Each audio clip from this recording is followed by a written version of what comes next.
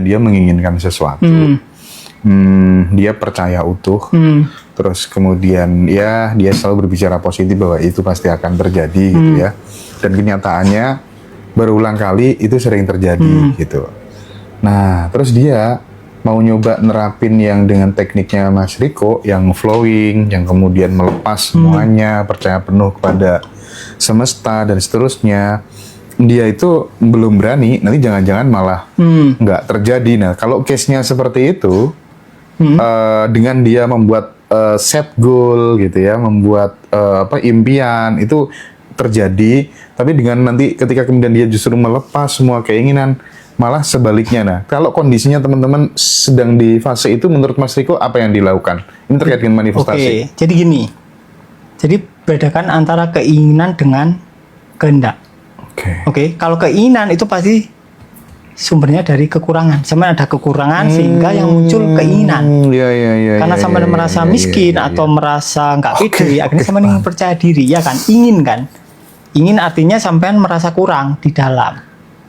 Tapi mungkin Pak Putu Arta dia merasa udah kaya. Karena dia merasa udah kaya, dia kehendaknya kaya. Makanya yang kaya makin kaya, yang ya itu jangan-jangan udah berbasis kesadaran gitu di posisi itu, jangan-jangan udah berbasis kesadaran. Jadi semuanya kan adalah kesadaran. Jadi nggak perlu dipilah-pilah. Oh ya wes, oke. Wis biarin aja. Simple ya, enak ya teman-teman. Semuanya pada keren banget gitu ya. Yang pengen praktik langsung nanti kita ketemu di Bandung ya teman-teman ya. Ya simpel banget di Mas Riko, sangat simpel banget. Gak usah ngotot, gak usah ngoyo ya Mas Riko ya. Gak usah kemerungsung, gak usah melawan sesuatu gitu ya. Kita di dalam rel kereta tadi gitu ya. Betul. Sama masinisnya, percaya aja sama masinis gitu ya. Karena intinya karena ketika kita melawan perasaan kita sendiri, kita terlibat sama perasaan. Kita nggak mungkin sadar. Jadi kesadaran itu sebetulnya adalah efek pintu belakang dari kalian nggak terlibat dengan perasaan kalian, atau kalian menerima. Ketika kalian menerima, kalian nggak terlibat kan, kalian biarin kan, akhirnya kalian mundur secara otomatis. Itu cara halusnya. Makanya di tahap pertama letting in, tahap kedua berviral. Tahap pertama kalian secara halus, tahap kedua kalian dicemplungin. Itu. Jadi pelan-pelan aja, nggak apa-apa. Di penerimaan biasanya selalu berakhir dengan kebahagiaan, bahwa ternyata penerimaan, nerimo itu ternyata energinya dahsyat ya Mas Riko ya. Orang Jawa kan selalu ngajarkan itu ya. Yes. Kelihatannya sih kayak apa sih gitu ya. Tapi ternyata itu justru menjadi intisari gitu ya Mas Riko ya. Sama kayak orang ini, misal dia udah mentok nih, ada masalah, terus dia ya udahlah. Tapi ya udahnya itu dia nggak manipulasi. Kayak ya udahlah, bener-bener ya udah gitu ya. Nggak ingin mengendalikan, dia selesai sendiri, nggak lama.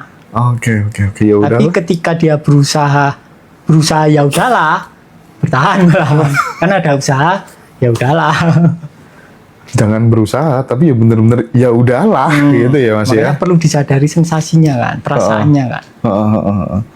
Apa aja Mas nanti untuk kemudian supaya teman-teman benar-benar bisa mengalami ya udahlah itu tadi dan sejenisnya, yang kemudian terkadang susah dipraktekkan sendiri, butuh kemudian untuk ada yang mentorin gitu ya. Di Bandung itu nanti tahapan-tahapan yang akan diajarkan teman-teman tanpa pintu mulai jam 8 pagi sampai jam 5 sore itu apa saja? Kan sebelumnya kan udah disuruh mirroring di rumahnya masing-masing gitu kan. Teman-teman yang mau ikut disarankan untuk mirroring terlebih dahulu. Nah, itu tahapan-tahapan di kelasnya itu nanti apa aja Mas yang mau diajarkan ke teman-teman? Oke. Jadi pertama ya kita akan menyamakan definisi pikiran dan perasaan. Pikiran itu apa, perasaan itu apa. Karena biasanya definisi yang asli itu melenceng dari pemahaman masyarakat, dari pemahaman orang pada umumnya lah. Jadi kan kita perlu definisi real dari perasaan itu apa, terus pikiran itu apa.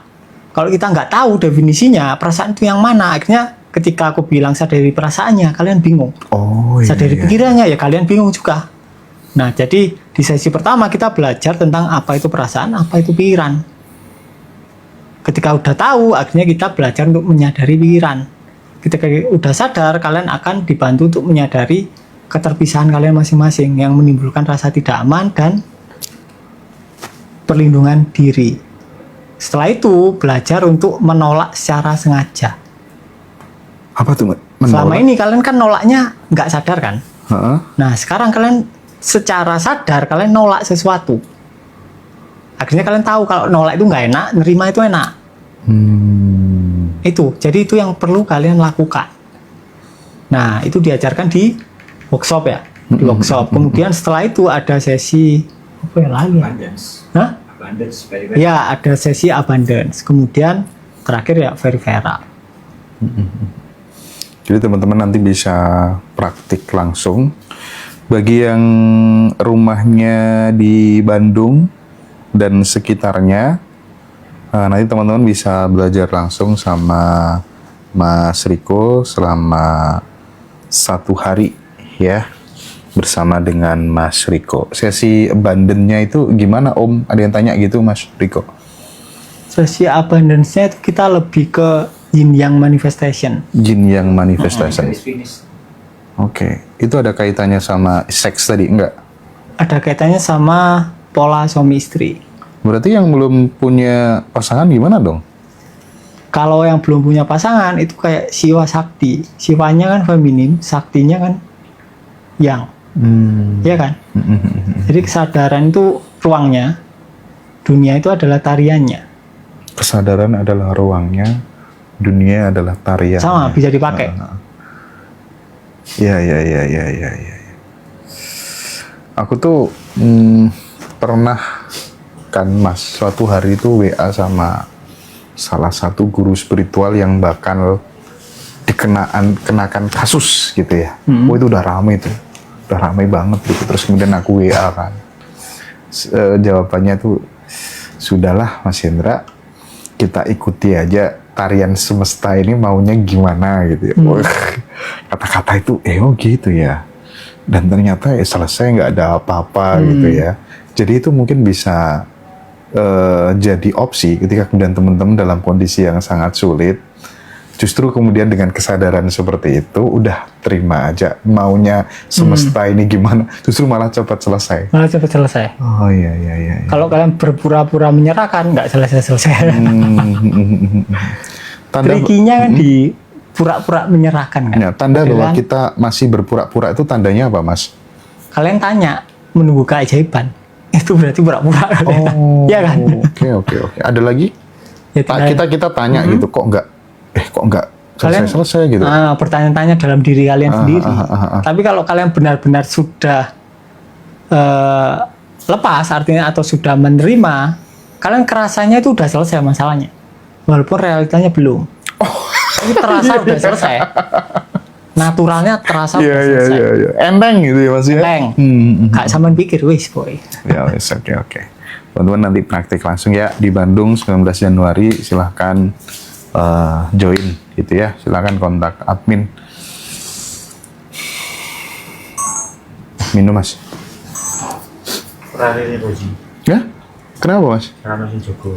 Aduh. Ya, wes. Bapak Joko. Wes Mbak Din. Mbak Din wis tak WA. WA Mbak Din. Lo enggak, suruh buka WA gitu. Ya Mas, stay. Oke. Go. Mas, ini ada sebagian teman yang masih bingung untuk membedakan antara mindfulness dan awareness. Ya, itu tuh bedanya apa sih Mas? Katanya kalau mindfulness itu kan sadar objek, kalau awareness sadar subjek. Nah itu penjelasannya gimana? Oke, jadi gini. Jadi mindfulness itu tahap awal dari open awareness. Mindfulness dulu, baru open awareness. Yang tertinggi itu sadar bahwa sadar gitu ya. Oh oke. Jelaskan dulu dari mindfulness dulu. Mindfulness. Tapi biasanya ketika kita terlalu lama di mindfulness, kita akan terjebak di berusaha sadar objek. Jatuhnya konsentrasi, capek. Iya. Capek. Fokus kan tetepannya. Capek bener. Contoh, sampean mindfulness di area nafas, sampean berusaha menyadari nafas. Lama-lama capek. Karena sampean berusaha menyadari nafasnya, tapi tidak menyadari Iya ya Mas ya. ruang di mana nafasnya terjadi. Kayak nggak natural gitu, kayak dipaksakan gitu kan. Tapi wis lumayan sih aslinya. Wis lumayan. Iya, wis lumayan. Cuma kalau sampean praktekkan terus dan sampean tidak segera bergeser, ngeluh deh sampean. Iya. Jadi awal-awal kalau vipassana itu kan sambil menyadari nafasnya. Harusnya dia setingkat lagi naik, menyadari ruang di mana nafas terjadi. Menyadari ruang di mana nafas terjadi. Oke. Kalau di tantra itu ada 4 tahapan. Yang pertama kalian sadar nafas keluar dan nafas masuk. Yang kedua kalian sadar jeda antara nafas keluar dan masuk. Jadi 4 titik. Oke. Yang ketiga, kalian lebih memperhatikan jedanya dibandingkan nafasnya. Yang keempat, kalian sadar bahwa jeda adalah ruang. Bingung kan? Bingung Mas.